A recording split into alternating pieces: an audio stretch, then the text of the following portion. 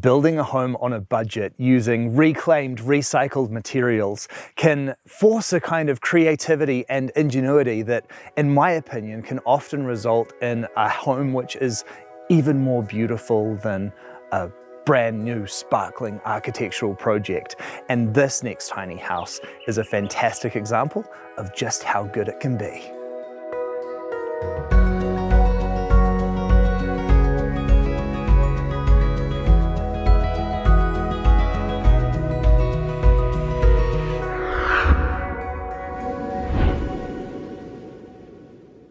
G'day Julius, how are you, mate? Hey Bryce, I'm good, how are you? Very well, it is awesome to be here, and this is one heck of a home that you've built yourself here. Thank you. Yeah, it's been a big journey. A lot of people contributed to it, so it feels a bit strange to sort of get all the accolades, but it's a special place and I've been really happy living there the last few years. I absolutely love the style of what you've created here. Just walking up and seeing the house for the first time and seeing that patchwork corrugate wall, what a cool feature. Yeah, well, I guess it just sort of evolved naturally. Didn't have a whole lot of money, so it was just about sort of finding things along the way and watching, you know, lots of YouTube videos of how to do stuff. And I think with little experience building, you can't get it to look perfect. So I just embraced that look, which me and my partner call Hodgepodge. So yeah, just a bit of everything, a bit imperfect, but, you know, comes together looking really nice. Yeah, it really does. And you're so right. If you lean into that aesthetic, it can actually just end up looking way better than if you tried to get everything absolutely matched and perfect, eh? Fully. And like, I just had days where I'd just try something and completely stuff it up. And I'd get upset for sort of half the day and then I'd be like, you know what? I'm just going to leave it. Absolutely. Because before doing this, you had absolutely no building experience, did you? No, never anything. So COVID happened and plans changed dramatically and I was stuck without a job and not doing much, and I got onto YouTube and was actually watching your channel. You did one, I think it was in the Yarra Valley with someone who had this beautiful sort of permaculture property. Yeah. And it was all sort of ramshackle and a bit, he designed it around the idea of a boat, him and his partner's energy and their philosophy around it. And he said he hadn't built anything before doing it. And I think that really gave me the idea that, oh, I could do this. Amazing. I think probably for commercial interests, there's been this sort of wall of mystery that's been built around building and constructing your own home, as if it's something that's really hard and as if it's something you shouldn't accomplish. And it's not until you actually pick up a hammer and just give it a go that you realize, oh, I can actually do this. Yeah, absolutely. It's designed to make mistakes. Like, it, you know, not every builder out there does things perfectly all the time. Like, everyone makes mistakes. And then ultimately it came down to getting help from people and asking for help. This has only been possible because so many people chipped in. Friends were willing to give a lot of time. Friends of friends gave a lot of time. Random people that I'd never met, you know, just took interest or were generous. And I think that was such a wonderful message or lesson to learn, is that actually, like, if you reach out, often people, you know, turn up. And then that sort of makes me think that, you know, when I get the opportunity to do that for someone else, I'll do it. Yeah. What was it about tiny homes that made you really fall in love with the idea of building one for yourself? I think I've always liked sort of cozy spaces, but I was drawn to have less and use less and live in a way that is alternative and slightly, you know, a little bit radical to sort of combat some of the things that are happening in the world and the direction that the world's traveling in. I think that resonated with me as something that was achievable for me. And then just the land. My parents own this piece of land and I live on it, and that's a massive privilege and not everyone has access to that. As well as just like, it's so nice. At least for me, like, I don't get a sense that I'm restricted by the space. It feels big enough to live in full time. And that might change a bit as my relationship changes, and if we have a kid, like, we'll have to sort of workshop some things, but you just figure that out as you go. Yeah, well, now you've learned how to build, adding on to it simple, right? Yeah. And talking about the land, this place is spectacular as well. What a gorgeous section. Yeah, it is a really special place, and it's important to acknowledge the traditional owners of the land, which are the Jara people, and this is Jajawarang country. And so I just want to pay respects to elders past and present of this land. And yeah, just very, very grateful to live here. And then also just grateful to my parents for letting me to, you know, put my house on the property. Yeah, and you've got quite a family compound here as well, because your sister's also bought the house next door to your parents, hasn't she? Yes, we all live one next to each other, and, you know, every family is different. But if you have that opportunity to, like, it's worth the sort of challenges of, like, dealing with the family stuff to actually just get that opportunity. I totally agree. Without a doubt, if you're lucky enough to have that close family dynamic, it's actually the easiest form of community to lean into. Yeah. And I think there is something about that family dynamic that means that, you are looking out for each other. You're there to sort of support your parents as they age, and they're there to sort of support their grandkids and all of that sort of thing. And it just ends up this really beautiful dynamic. And I can see that here on the land as well, you've also come together to do so much beautiful stuff, like all of these gardens. And I see you've got some veggie gardens that are getting ready out front as well. Yeah, that's the learning part. Like, even though I grew up out here, I'm also a pretty big city kid. Like, I spent a lot of my life in the city. And I've been here for the last 4 years. A lot of it was building the house. And now I just want to learn about growing and learning how to grow some food. And Mum's this epic gardener. Like, she's amazing. But yeah, so that's something we can do together. And that's sort of the next phase, actually, is to sort of learn how to live off the land a bit. And going back to the tiny house, what size is it? So it's a little bit longer than the standard size. It's 9 meters long, but it's 2.5. Yeah, great. And then you've extended the living space with this outdoor area as well? Yes, the deck was the next step, and a little bathtub off the deck, which is important. Very plush addition, that. I like it. Yeah, there's not much better than sitting in a tub with someone you love when the sun goes down. Totally. But yeah, it's all sort of can be undone and moved if we ever have to move the house, which is the important part. Yeah. And what about power and water here? So it's tank water, and at the moment I actually just run a lead from my parents' house who are on solar. The plan is to sort of get some proper power out and put some solar on the roof of mine. That's probably like the one area where the power's a bit low in the house. But yeah, just, in time, things happen. Yeah. And can you tell me about the design of the home? I downloaded other people's tiny houses. People were really generous. They have like their document online, and then I just, from that, designed something of my own. And then before actually building anything, I took it to a friend who sort of knows his stuff and said, like, can I build this or is it going to fall apart? And he was like, change a few things, but it makes it extra special knowing that it's sort of, I designed it from scratch.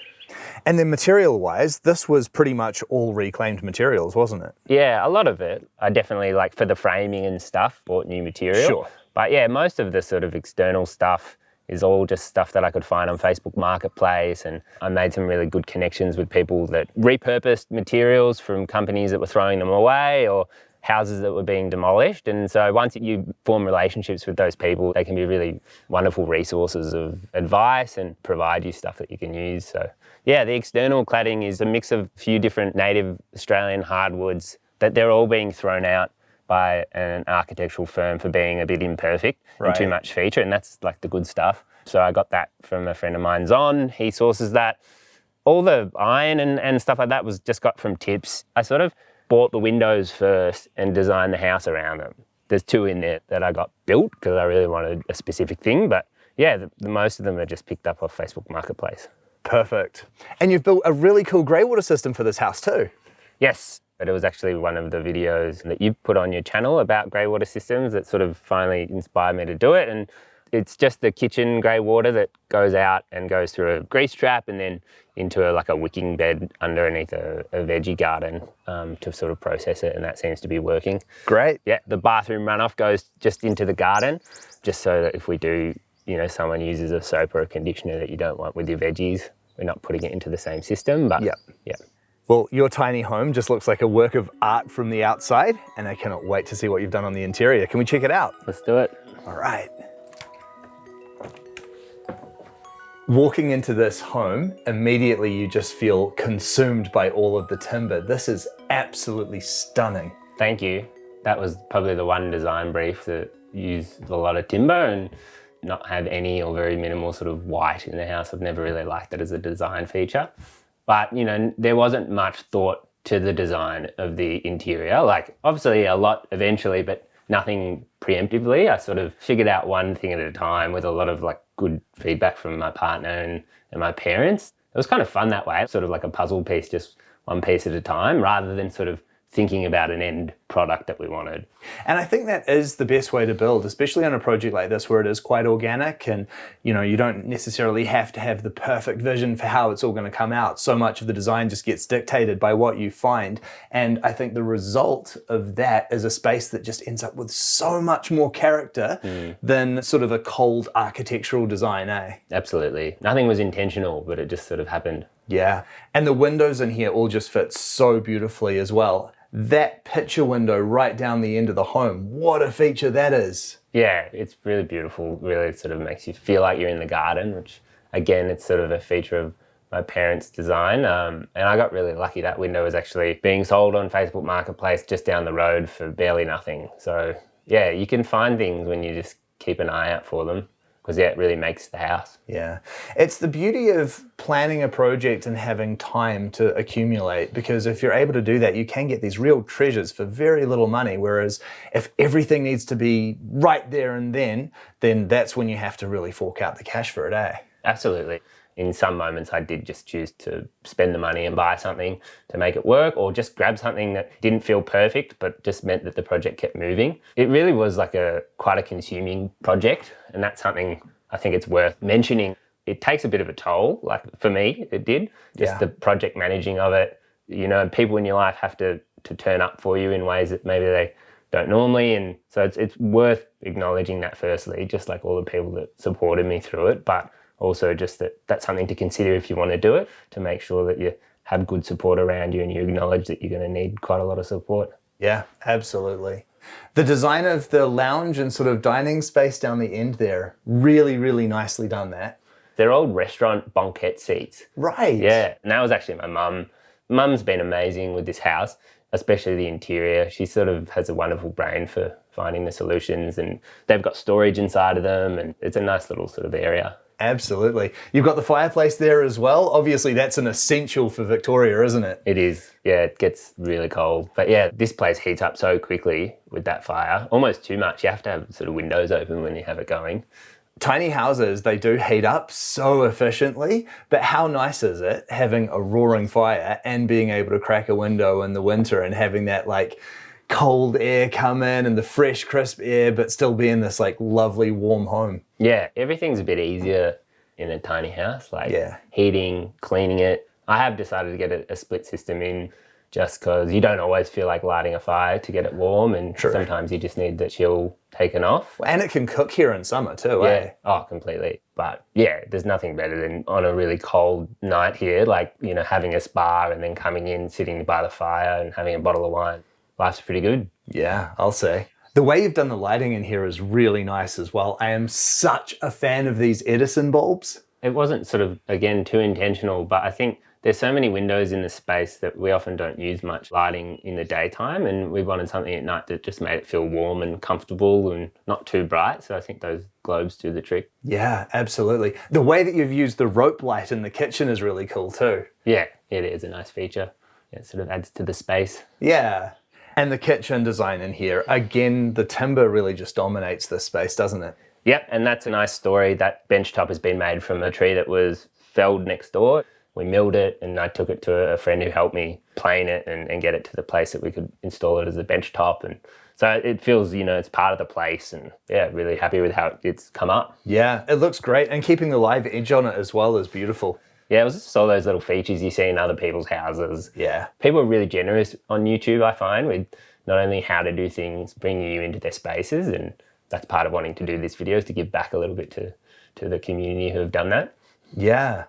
Thank you for that. And I think that is such an important thing to acknowledge as well, that people are so generous with being able to open up their homes and sort of share their insights into everything. And you're so right that it is also what does perpetuate the cycle. Just like Murray and Vicky's home inspired you to do this, your home is going to inspire another builder. And I just think that is the coolest part of doing this.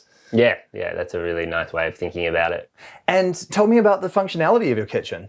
Yeah, like I didn't want to compromise too much. So things like having a shared laundry for the property means that I don't have to fit the laundry in the house. That gives you space. So there's plenty of cupboard space. I've never felt like I have that much stuff, to be honest. Yeah. And so just as we built it, it sort of evolved into what it is. And I like the sort of having things visible rather than in cupboards. I kind of like that cluttered, semi-cluttered look. I think my partner loves it a little less, so we sort of find the balance in between. So yeah, just having things like the cups hanging, open cupboards and stuff like that I quite like, but then there's also a lot of storage. I've got empty cupboards at the moment. I'd prefer to not have an induction stove, but I guess that's the way the world's going and it's probably a good thing.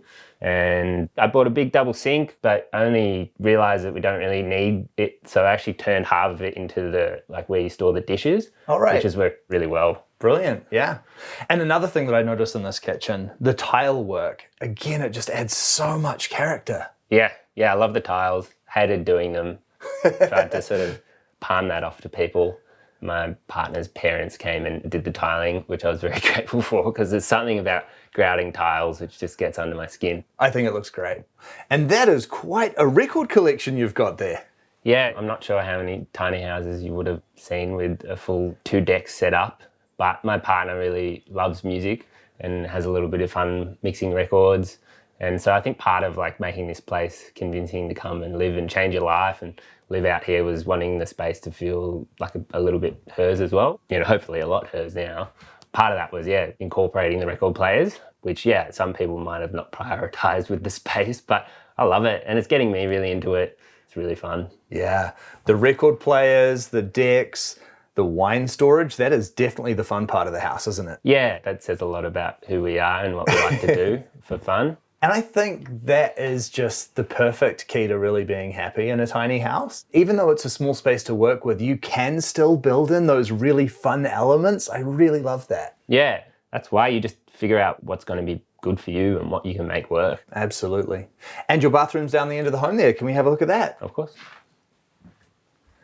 That stained glass window is so beautiful. Yeah, I'm really lucky. I love it so much. My godmother has a beautiful one in her house and I've always wanted something like that. And it just happened a bit serendipitously where I was gardening for someone and the next door neighbour of the people I was gardening for was this wonderful, kind lady called Sandy, and she used to lead light many, many years ago and she hadn't given it a go in a long time, and I was just saying how I wanted one for my house and she just decided she'd give it a go for me. LED lights are thought of now as being quite old-fashioned, but there's something about the colour that they bring into a room that is just so beautiful. I think they need to make a comeback. And there's some really cool artists that you can look on Instagram that do sort of more modern takes on it. So I think it is almost having a bit of a comeback, but yeah. I love it. And again, the timber and the tile work in this room really just make it so warm and inviting. The bathroom is kind of the last thing, so it came together just one piece at a time. It's still a little bit half finished, as you might see, but we'll just finish that as we go. Yeah, I think that's true for any DIY tiny house really, that there's always going to be something that you add or improve on or modify. Once you get those skills, you have the ability to keep changing and adding on to your home as you need to. Yeah, again, it tells the story of what it's like to live and build a place, and I think that's a good story to tell. For sure. Nice work on the vanity too. Yep, that was an old little cabinet that was sitting in my parents' house that we transformed into the bathroom vanity. Great little upcycle. Yeah, exactly. Nice. So with the composting toilet, did you just buy the composting chambers and the chute and then you've custom built a toilet on top of it? Yeah, exactly right. Yeah, we just built a box to just go in line with sort of the timber and have a bit of aluminium and make it sort of a mix of materials, and then the Clivus multrum just all sits underneath it. Yeah, and the shower, again, that tile work really makes a feature. Yeah, another big shout out to Margie and Tom who came and helped with that one to sort of save my sanity from grouting tiles. But yeah, look, the tiles are great and there's little feature tiles in there. I found those sort of like in a scrap heap at a little tile shop, and they got beautiful little birds and we love bird life out here. So yeah, and upstairs we've got the sleeping loft. Can we check that out? Of course.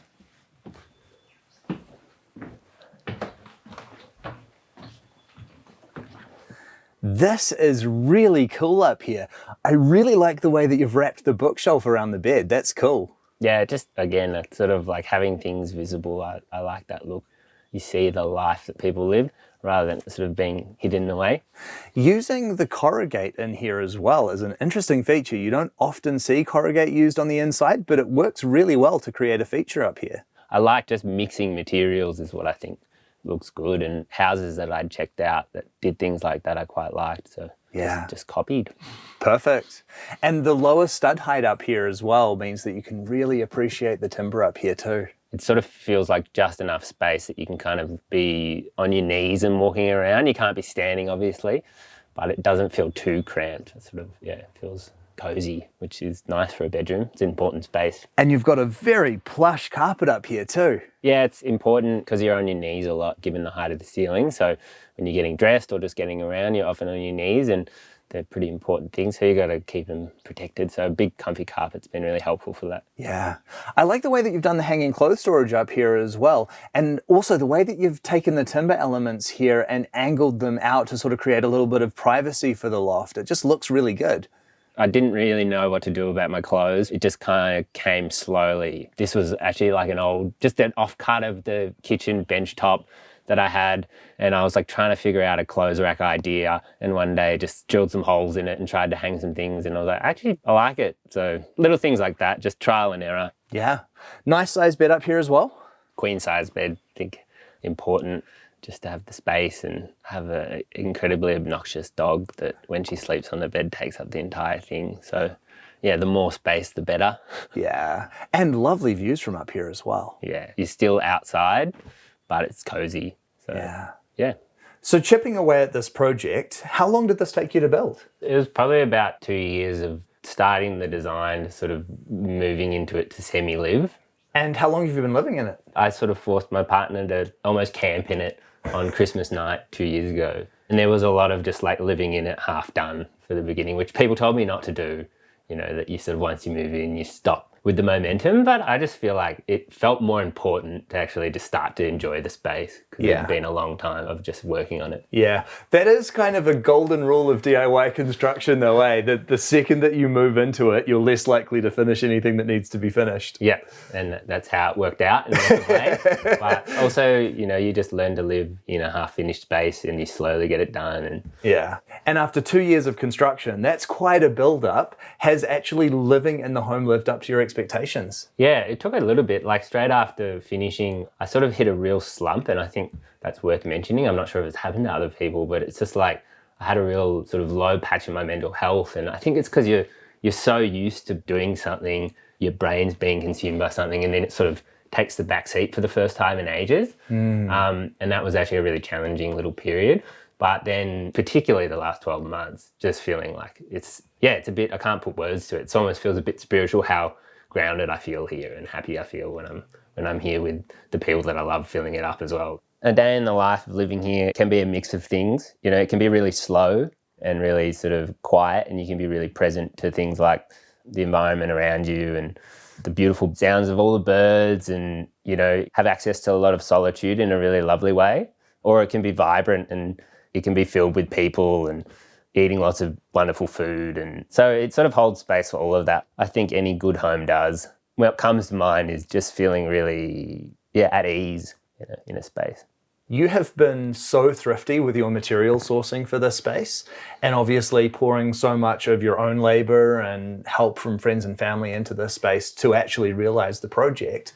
Can we talk about the budget that was involved in building this? Yep, the original goal was $30,000, and it ended up being about double that, which I imagine is probably most people's story, and I'm still really happy with that. It makes sense to me now. But at the beginning, if I got told that I was going to be like, 60 grand in 2 years of my life, like, I don't know whether I would have said yes to it, but I'm grateful that it's all worked out how it has. Yeah, and 60 grand, I mean, that's the equivalent of 2 years rent in this area anyway. Yeah.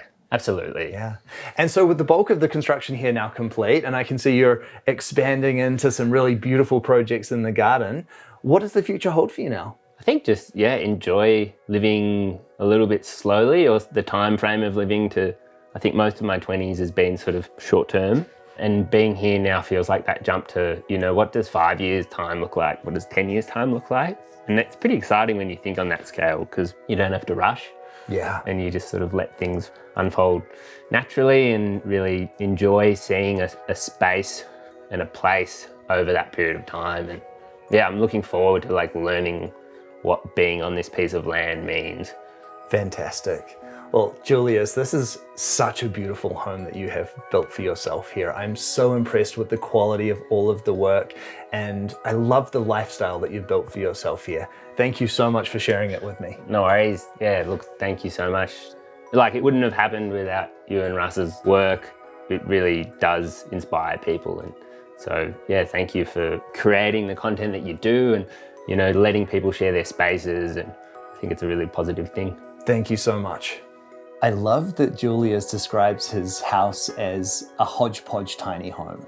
This has been constructed from such a wonderfully eclectic group of materials, but not just that. It's also an eclectic group of hands that come together to build this home and make all of this possible. There is a lot of love that's been built into this house.